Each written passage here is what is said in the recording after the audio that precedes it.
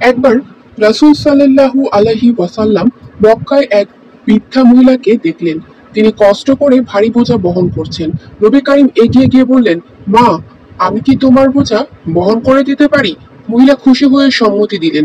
রাসূল তার বোঝা কাঁধে তুলে নিয়ে মহিলার গন্তব্যে পৌঁছে দিলেন। পথে মহিলা নবী করিমকে চিনতে পারেননি। তিনি কথাবার্তার ফাঁকে বলতে লাগলেন, মক্কায় এক ব্যক্তি আছে যিনি নতুন একটি ধর্মের কথা বলছেন, তুমি ওর থেকে সাবধানে থাকবে। এ কথা শুনে নবী কিছুই বলেননি, শুধু চুপচাপ মহিলার বোঝা বহন করে তাকে বাড়ি পৌঁছে দিলেন। যখন তিনি পৌঁছে দিয়ে চলে যাওয়ার প্রস্তুতি নিচ্ছিলেন, মহিলা তার নাম জানতে চাইলেন। রাসূল বললেন, আমি মুহাম্মদ। এ কথা শুনে মহিলা বিস্ময়ে হতবাক হয়ে গেলেন, কারণ যাকে নিয়ে তিনি সাবধান করেছিলেন তিনি তারই বোঝা বহন করলেন, সাহায্য করলেন, অথচ একটুও কষ্ট পাননি বা রাগ দেখাননি। সেই মুহূর্তে মহিলার অন্তর নরম হয়ে যায় এবং তিনি ইসলাম গ্রহণ করেন।